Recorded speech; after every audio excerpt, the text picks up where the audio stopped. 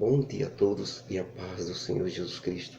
Estamos em mais um vídeo da verdade, a vida e a origem de toda a criação feita por Deus e todos os ensinamentos vindos da boca do próprio Deus que é revelado nas Escrituras Sagradas, que junto com a verdadeira ciência, com a arqueologia e com a história da humanidade, tudo isso junto forma uma coluna ou um conjunto da verdade, da fé e do amor vindos de nosso Senhor e Salvador Jesus Cristo.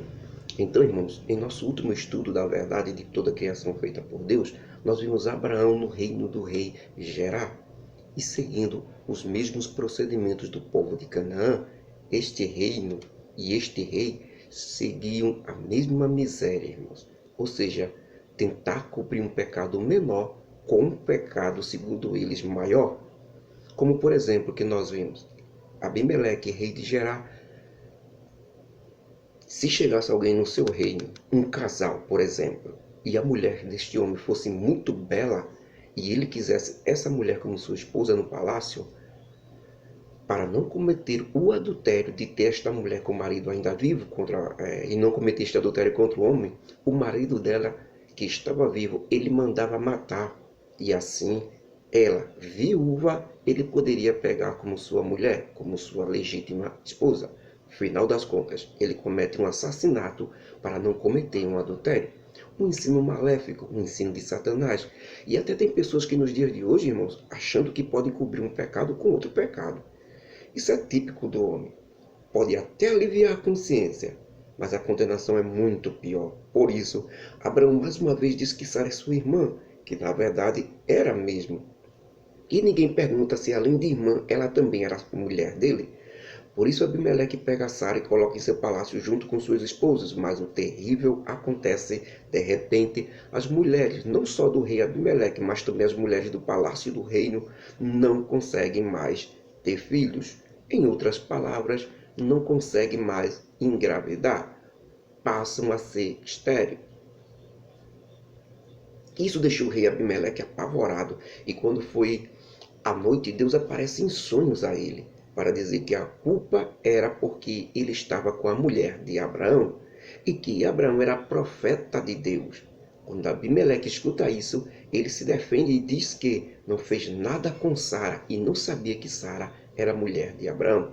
Então, irmãos, no outro dia, Abimeleque manda chamar Abraão e diz: "O que tu fizeste?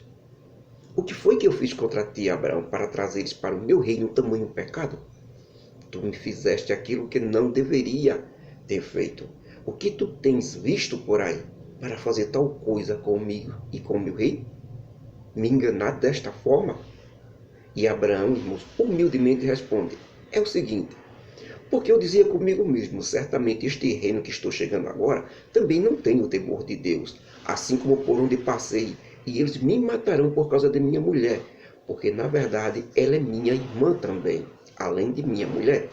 E aconteceu que eu, obedecendo a Deus e saindo lá da minha família, da minha terra lá em Ur dos Caldeus, e andando por essa região de Canaã, vi que os costumes dos povos aqui, em todas as cidades, eram o mesmo, de matar o marido da mulher quando ela fosse bela, para tomá-la como sua esposa. Para não cometer um adultério, contra o marido, mandava-se matar ele. A mulher se transformava em viúva e assim podia pegar ela legalmente. Por isso fiz um acordo com Sara de que onde nós chegássemos, nos apresentássemos como irmãos, para saber se havia temor de Deus no lugar. Então descobrimos que aqui, depois disso tudo de eu ter dito, descobrimos que vocês agora têm o temor de Deus. Mas se nós não tivéssemos dito, você teria mandado nos matar. Se soubéssemos que não precisaríamos usar mais este argumento verdadeiro de que somos irmãos, além de marido e mulher.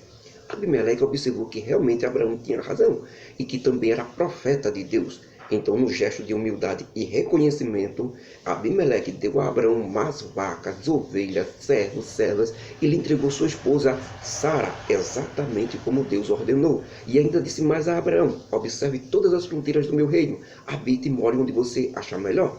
E ainda disse para Sara, a esposa de Abraão: "Veja, eu dei a teu irmão e teu marido 1000 moedas de prata. Que ele seja como um véu sobre o teu rosto, Sara. Honre ele na frente de todos e sempre esteja ao lado dele. Você está advertida. Então, irmãos, o que acontece nessa hora? Abraão, profeta do Senhor, ora por Abimeleque e toda a sua família e todo o seu reino. E Deus fez um milagre, irmãos. E as mulheres, tanto do palácio como a mulher de Abraão, de Abimeleque, começaram a engravidar novamente. Porque quando Abimeleque tinha tomado Sara como mulher dele inocentemente, Deus não permitiu que as mulheres do reino de Abimeleque, todas as mulheres da família do palácio, engravidassem. Elas se tornaram estéreis. Mas agora, depois da oração de Abraão, tudo voltou ao normal. Abimeleque percebeu isso. Por isso ele tinha dito a Deus antes, quando Deus deu a notícia de que Sara era mulher de Abraão, no sonho. Abimeleque disse: destruirás uma nação justa? Porque se continuasse assim, irmãos, as mulheres do reino sem ter filhos, é claro que o reino de Abimeleque, por causa das mulheres que eram estéreis, o seu reino se acabaria. Por isso, irmãos, estamos observando o exemplo de um homem chamado Abraão, que foi abençoado ricamente, e Abimeleque por seguir as ordens de Deus. E é tudo que Deus quer, irmãos. Ele não quer sacrifícios seus em primeiro lugar. Ele não quer que você faça tanta coisa para ele em primeiro lugar. Você quer fazer para ele o que realmente Deus quer? Então, lá vai o meu conselho. Ele quer simplesmente que você siga os conselhos dele. Isso é o que ele quer. E isso sim é o melhor para você. Faça o que ele ensinou e mandou. O resto, irmãos, é história de Trancoso, é conto da carochinha, é fantasia. Você realmente só faz a vontade de Deus quando lê os ensinamentos de Jesus Cristo e o Evangelho e obedece esses ensinamentos. Somente assim você faz a vontade de Deus. Não tem religião que consiga fazer você fazer a vontade de Deus. Não tem denominação evangélica que consiga fazer isso. Não tem líder, nem pastor que consiga fazer isso. Isso foi coisas que lhe ensinaram outras coisas. Você só consegue fazer a vontade de Deus quando estuda, ensina e tenta praticar os ensinos de Jesus Cristo. Essa é a vontade de Deus. Se você está fazendo outras coisas para Deus, eu só lamento. Porque isso não vem de Deus. Você nunca faz a vontade de Deus. Se você nunca fez a vontade de Deus até hoje, se você não fez isso ensinado pelos evangelhos, pelos ensinos de Jesus Cristo, e não de sua religião ou denominação ou instituição. Os verdadeiros líderes religiosos, os verdadeiros guias do povo de Deus, ensinam o povo a ler os ensinos de Jesus Cristo, ensinam o povo a se examinar pelo que Jesus Cristo ensinou. E o verdadeiro líder do povo de Deus age e anda exatamente como Jesus Cristo andou. Carrão do ano, bens, riquezas materiais, né? Recebendo admiração, recebendo honra. Até tem aqueles que recebem até adoração. O povo adora ele demais porque é o pastor. Não são procedimentos de verdadeiros líderes da igreja do Senhor Jesus Cristo. O verdadeiro líder do povo de Deus faz tudo para se esconder, para que o povo não fale o nome dele. Ele se esconde porque ele sabe que só assim Jesus Cristo aparece e não ele. E Jesus Cristo recusou as riquezas, o carrão do ano, os bens materiais, as riquezas deste mundo. Jesus Cristo mandou distribuir com os pobres. Se você conhece um líder assim, que abriu mão de tudo isso, parabéns, você encontrou um verdadeiro líder da igreja de Deus. Se o seu não é assim, pelo contrário, há brigas pelo poder, está se enricando muito, só vê conforto, tudo de bom para ele, então eu só lamento, porque graças a Deus eu não tenho nada a ver com isso. Ele não é criança, ele sabe muito bem o que é que está fazendo, e cada um de nós irá dar contas a Deus de tudo que nós fazemos. Principalmente daquilo que ensinamos como líder. Seja uma coisa boa ou seja uma coisa má, ninguém escapará. Irmãos e amigos, vimos ontem tudo o que restou das cidades de Sodoma e Gomorra e regiões adjacentes. Estudamos até a química, quando vimos a reprodução das reações químicas com o impacto do fogo do céu, que na verdade eram meteoros ou meteoritos densificados na atmosfera celeste e transformados em bolas de fogo. Vimos também o incesto causado pelas filhas de Ló. Mas tivemos a inteligência de perceber que o que realmente as filhas de Ló queriam era manter a descendência do pai, de Ló, de gerar filhos, de ter o seu nome ainda falado, para que tudo não terminasse ali naquela caverna com a morte de Ló e de suas duas filhas. Então as suas duas filhas não queriam se prostituir como pai. A atitude pode até ter sido errada, mas a intenção era nobre. Para aquela época, um patriarca não podia perder a sua descendência. Estamos agora no tempo patriarcal, ou seja, Ló era um patriarca junto com Abraão, seu tio, e que o que é hoje incesto, para aquela época, era a preservação de uma raça, de um nome que era do patriarca Ló, desde o momento drástico enfrentando um momento drástico de extinção, exatamente como foi o momento das filhas de Ló. Era lei a preservação patriarcal, ou seja, que o pai tivesse filhos para continuar sua descendência. E por fim vimos o relacionamento de Abraão com o rei da cidade e região de Gerar, chamado de Abimeleque. Como esse monarca ainda teria algo de obediência a Deus e por isso foi abençoado através da oração de Abraão. Era Abraão cumprindo seu papel de que todas as famílias da terra seriam abençoadas por causa da descendência dele. E essa descendência de Abraão, que iria abençoar todas as famílias da terra, é o Senhor Jesus Cristo, que abençoa todas as famílias da terra que quiserem a sua bênção. Bem, antes de entrar no capítulo de hoje, irmãos, quero novamente relembrar com os irmãos as épocas de Deus e as suas regras para se relacionar e se comunicar com a humanidade em todo espaço e tempo. E por que eu insisto nisso, irmãos? Porque, como disse o apóstolo Paulo, isso é segurança para todos nós, para fazermos as coisas certas nas épocas certas e dentro das regras certas que Deus quer e estabeleceu. Então vamos lá. Os irmãos, por favor, me acompanhem e tentem decorar isso, porque será muito bom. Muitas dúvidas que acontecem conosco hoje, lendo a Bíblia, quando lemos a Bíblia, é não entendermos o porquê delas acontecerem. Por quê? É tirada a partir do conhecimento disto, de uma regra entrando em outra regra, de um período entrando em outro período. Não pode misturar. Primeira época, a primeira comunicação de Deus com os homens é Adão no paraíso, o jardim do Éden, chamado de época da inocência. Esta época durou desde a criação de Adão até o dia que ele desobedeceu a Deus e foi expulso. Desobedeceu a Deus, obedeceu a Eva, e Eva obedeceu à serpente, foi condenado e expulso do paraíso, ou jardim do Éden. Fim do período da inocência. A terra foi amaldiçoada e nessa época da inocência o homem recebe a queda. Queda da inocência. Agora entrou na era do pecado. Segunda época de Deus falar e se relacionar com os homens é a época da consciência. Começa quando Adão é expulso do paraíso e começa a reprodução humana. E os homens são guiados pela sua consciência e não pela inocência, como era no jardim do Éden. Eles perderam a paternidade de filhos e tentam voltar para o paraíso agora e ter relacionamento com Deus novamente através do sacrifício de Caim e Abel, os dois primeiros filhos homens de Adão. Mas Caim não aceita ouvir um não da parte de Deus que recusou a sua oferta e decide fazer o que Satanás pede, que é assassinar o seu irmão Abel, em vez de fazer o que Deus pede, que é refazer seu coração, a sua oferta, para Deus receber de novo. Com isso acontece o primeiro assassinato e a maldição de Caim, que se separa dos seus pais e dos seus irmãos e vai para uma terra distante com uma de suas irmãs. E ali ele faz um povo separado do de Adão. E quando eles se multiplicam, se transformam em dois povos, os chamados filhos de Deus, que é os descendentes de Adão, e os chamados filhos dos homens, que são os descendentes do amaldiçoado Caim.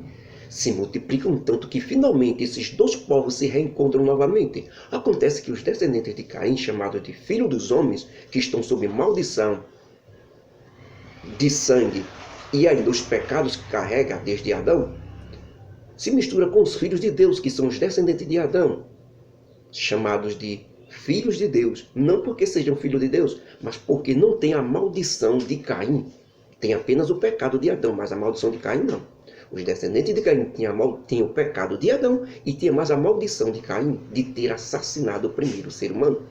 A mistura é total, irmãos, quando esses dois povos se encontram e tem consequências catastróficas para a humanidade. Toda a humanidade se torna má. Todos eram verdadeiros abominações, verdadeiros animais humanos. A descendência de Caim, maligna, cobre a descendência de Adão, chamados de filhos de Deus, que ainda tentavam voltar para o paraíso. Cobre, todo mundo se mistura e todo mundo se torna má. Não restou outra coisa senão o dilúvio para a destruição de todos, com exceção de Noé e sua família na arca. E com isso termina a época da consciência. e o homem falha na tentativa de voltar para o paraíso, a comunhão com Deus. Esta segunda época vai da expulsão de Adão do jardim do Éden até o dilúvio com Noé. Terceira época de Deus falar ou se relacionar com os homens. Chama-se a época do governo humano. Começa quando Noé sai da arca depois do dilúvio, com sua família e todos os animais que foram salvos. Noé e seus 3 filhos, Jafé, Cã e Sem, se reproduzem e se multiplicam novamente e enchem a terra de seres humanos, que estava vazia, porque o dilúvio matou a todos. Então, novamente, a terra é povoada novamente. Então, Noé e seus filhos, Sem, Cã e Jafé, comandam os homens no governo único e central em toda a terra. Por isso é chamado de governo humano esta época, para se restaurar a comunhão com Deus novamente. Mas aparece Nirode, declara rebelião contra o governo humano, contra Noé, contra seus 3 filhos. Ele leva muitos com ele para longe e constrói a cidade de Babel, que hoje nós conhecemos como Babilônia. E dentro de Babel ele constrói uma torre chamada Torre de Babel para chegar até os céus. Um claro desafio a Deus. Quando Nirode constrói muralhas em redor da sua cidade Babilônia, ele quer dizer que não tem nada a ver com Deus, nem com o governo central de Noé. Eles são um povo separado, eles vivem por ele mesmo, não querem nada com ninguém. Mas Deus intervém por causa da torre de Babel que eles estão construindo para se livrar de um novo dilúvio. Eles achavam que Deus não ia cumprir a promessa de jamais acabar a terra com o dilúvio. Então eles tentam construir uma torre que vai até os céus para escapar do dilúvio. Deus muda as línguas dos habitantes ali de Babilônia, que era uma língua só, a língua chamada adâmica, a língua de Adão. Então eles podiam se comunicar, pedir tijolo, pedir massa para poder construir a torre. Quando Deus muda a língua em vários idiomas, aí um não entende o outro. Então eles abandonam a construção da Torre de Babel e muitos saem ali da cidade de Babilônia e começam a se espalhar pelo mundo. E aqueles que falam a mesma língua do grupo de Nirode, que é o rei de lá de Babilônia, ficam ali em Babilônia ainda. E depois da morte de Nirode, sua mulher, Seminares, inicia a primeira religião da terra com o filho de Nirode chamado Tammuz. Religião chamada de adoração da mãe com o filho no colo. Essa religião que ganhou o mundo inteiro da época e vem até os dias de hoje, Então,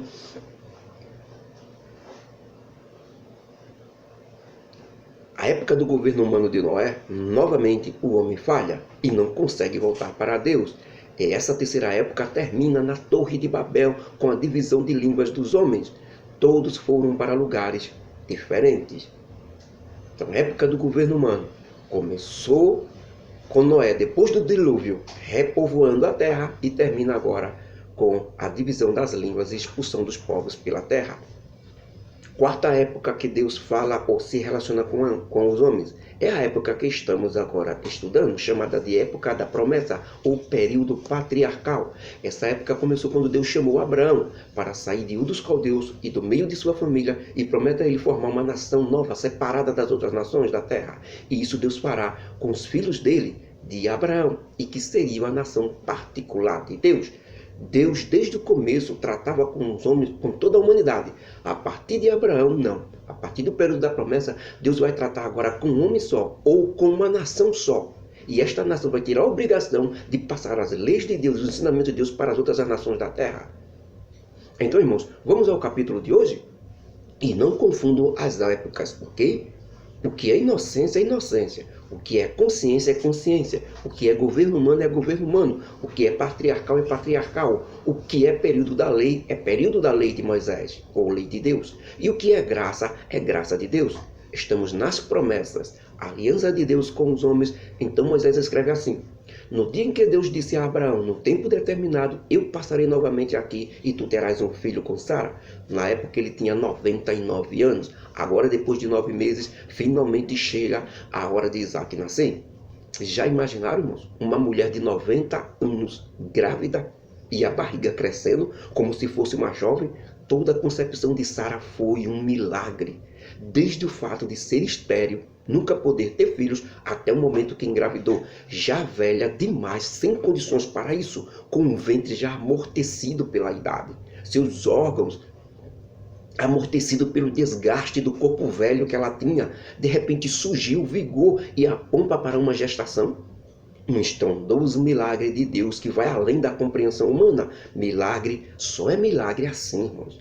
Não admira que vemos nos dias de hoje uns arrumadinhos que muitos chamam de milagres, coisas que hoje possivelmente é possível aos homens fazer, que Deus tem condições para eles fazerem, que Deus deu condições para eles fazerem. Chamar isso de milagre? Não, irmãos. Foi ciência, foi entendimento do homem que Deus deu a ele. Mas milagre, irmãos, só é quando os homens não podem fazer mais nada. O impossível.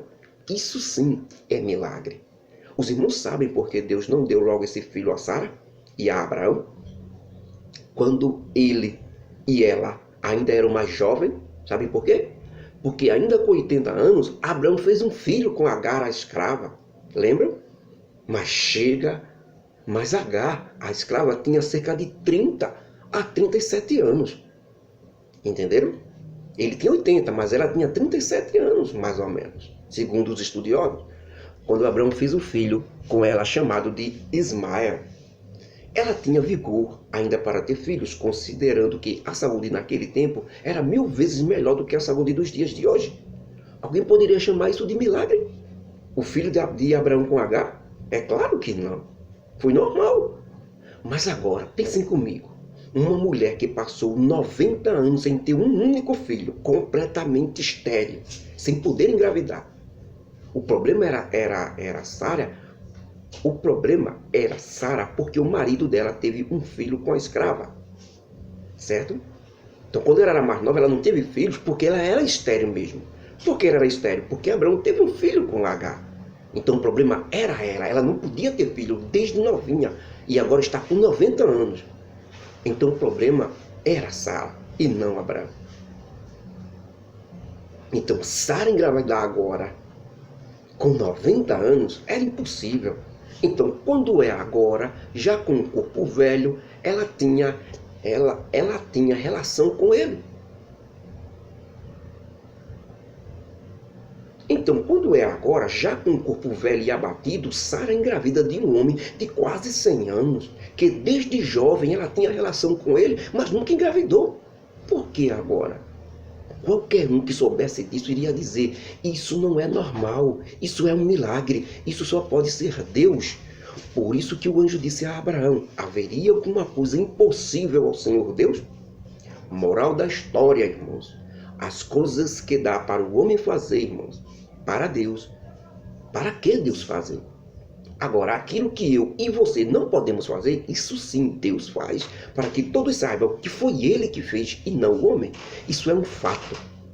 Ismael, o filho de Agar com Abraão, foi obra de Abraão, mas Isaque não.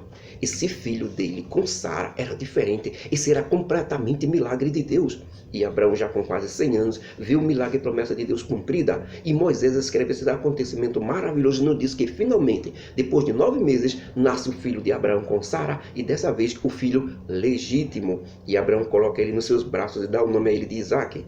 E o nome Isaque foi conforme as ordens de Deus. E depois de 8 dias de nascido, Abraão circuncidou seu filho. E a própria Sara disse, todos ficaram boquiabertos e sorrindo comigo, imaginando como pode Sara e Abraão, já velhos, ter um filho, e Sara ainda estéril, ela ter os seios renovados para dar de mamar? Essas foram as palavras de Sara, irmão, totalmente regozijada e feliz com Deus. E o menino cresceu, irmãos, e parou de mamar. Segundo os estudiosos, naquela época o menino parava de mamar com 4 ou 5 anos de idade. Isaque já tinha no mínimo 4 anos. E nesse dia, Abraão fez um grande banquete para comemorar esse feito. E Sara, mulher de Abraão, observou que o filho de Agar, Ismael, que nessa altura já estava no mínimo com 18 anos, zombava de Isaque. Os irmãos não se enganem, mas naquela época, esse zombar aí era ameaçar. Ismael queria dizer que jamais perderia a herança de filho mais velho de Abraão e riqueza de Abraão para aquele pivete ali de 4 anos. O filho mais velho odeia o filho mais novo. Por quê? Porque ele é filho da esposa verdadeira. Isaque de 4 anos é filho da esposa verdadeira de seu pai. E ele é filho da escrava da esposa de seu pai. Por isso Ismael não suportava isso. Então Sara se sente também ameaçada e chamou seu marido Abraão e disse a ele: coloca para fora daqui esta serva e seu filho, porque jamais o filho da escrava herdará com o meu filho Isaque. Estão vendo, irmãos, como Sara agora está afoita? Antes ela zombou quando o anjo disse que ela teria um filho. Agora está toda orgulhosa, dizendo que Isaque é a promessa de Deus. Agora foi que ela veio reconhecer isso. Estão vendo as consequências de decisões idiotas que nós tomamos? De quando não esperamos por Deus? Agora ela quer botar a escrava para fora para fazer a vontade de Deus. Mas lembram, na época, ela ofereceu a escrava a Abraão porque pensou que Deus não cumpriria a promessa nela. Irmão, quando Sara engravidou, foi quando Ismael, com 13 anos, foi circuncidado junto com Abraão. No outro ano, Isaque nasceu. Ismael está com 14 anos. Na época, segundo os estudiosos, um menino passava 4 anos para deixar de mamar. Então, 14 anos, com mais 4 anos que Isaque passou para deixar de mamar, dá um total de 18 anos. Essa era a idade de Ismael quando Sara pediu a expulsão dele, junto com sua mãe, Agar. Quando Abraão escuta isso da parte de Sara, diz a Sara: meu Deus, por que você pede uma coisa tão má? Porque Ismael também é meu filho. Como posso botar de casa para fora o meu próprio filho, principalmente um que você incentivou a ter? Mas irmãos, parece que toda a culpa foi de Sara. Mas Deus também mostra a Abraão que não foi só Sara não, viu? Porque Deus diz a Abraão: por que você, Abraão, acha tão mal e terrível o que Sara te pede a respeito do teu filho Ismael? Você poderia ter evitado tudo isso se tivesse me ouvido e não ouvido a Sara, tua mulher. Agora você vai escutar ela de novo, porque ela tem razão. Não pode dividir a promessa e a aliança com o filho ilegítimo. Não pode dividir, tirar de Isaque e dar um filho ilegítimo que é Ismael. Mesmo que ele seja teu filho. Apenas o filho legítimo, Isaque, poderá herdar a promessa. Portanto, faça o que Sara pede e não se preocupe, porque Ismael, teu filho, eu o abençoarei e farei dele também uma grande nação. Mas não herdará a promessas e bênçãos, porque as promessas e bênçãos só podem passar para dentro do casamento legítimo, dentro do filho legítimo, e não de arrumadinhos. Então, no outro dia pela manhã, Abraão pegou pão e um odre de água e os deu a Agar e colocou no seu ombro. E lhe deu o menino Ismael, e ela partiu errante no deserto de Beerseba. E quando a água do odre acabou, ela deixou Ismael debaixo de uma árvore e foi assentar-se mais na frente, dizendo no seu coração que não queria ver o menino morrer de sede e de fome, e começou a chorar. E Deus escutou a voz do garoto Ismael e mandou um anjo falar com Agar e disse a Agar: que tens, Agar? Por que estás tão triste? Não fique com medo, porque Deus ouviu a voz de Ismael. Então se levante e pegue o garoto pela mão. E então Agar vê aquilo que antes não observou, um poço de águas. Ela enche o odre e dá de beber a Ismael. A partir de então, Deus ficou protegendo Ismael durante todo o deserto. E ele aprendeu a tirar flechas, se tornando um dos melhores flecheiros da época, na região onde eles chegaram para viver no deserto de Parã. Foi sua terra. E sua mãe foi buscar uma mulher para ele lá no Egito, já que ela era de lá, do Egito. Naquele mesmo tempo, Abimeleque, rei de Gerar, lembram? Veio com Fincol, que era seu filho, herdeiro e príncipe do exército, até Abraão e disse: Deus te abençoe, Abraão, em tudo que tu fazes. Por isso eu vim aqui com meu filho, para que tu jure diante de Deus e faça aliança conosco de que nos abençoará a mim, meu filho e meus netos, assim como te ajudei no necessário. Então Abraão diz: eu juro e faço aliança contigo. Mas Abraão tinha uma reclamação. Ele disse que os servos de Abimeleque tinham tomado um dos poços de água dele. E Abimeleque disse que não estava sabendo daquilo e que somente naquele momento foi que soube disso. E que nunca Abraão falou para ele nada disso. Então Abraão pegou as ovelhas e vacas e deu a Abimeleque, e fizeram uma aliança entre eles. Mas Abraão separou 7 cordeiras do rebanho, e Abimeleque disse a Abraão: por que tu separaste aquelas cordeiras à parte? E Abraão responde: tomarás estas 7 cordeiras de minha mão, para que fique como testemunho de que eu cavei este poço. Por isso, até hoje, aquele lugar se chama Berzeba, porque ali os dois fizeram uma aliança. Depois disso, Abimeleque e Fincol, príncipe do exército e herdeiro do rei Abimeleque, voltaram para sua terra dos filisteus. E Abraão plantou um bosque ali em Berzeba, e invocou ali o nome do Senhor, o Deus eterno. E andou Abraão pela terra dos filisteus durante muitos dias. Gênesis capítulo 21, versículos 1 até o 34. Que a graça do nosso Deus, o amor de Jesus Cristo e as consolações do Espírito Santo estejam conosco hoje e para sempre. Amém. Que Deus nos abençoe.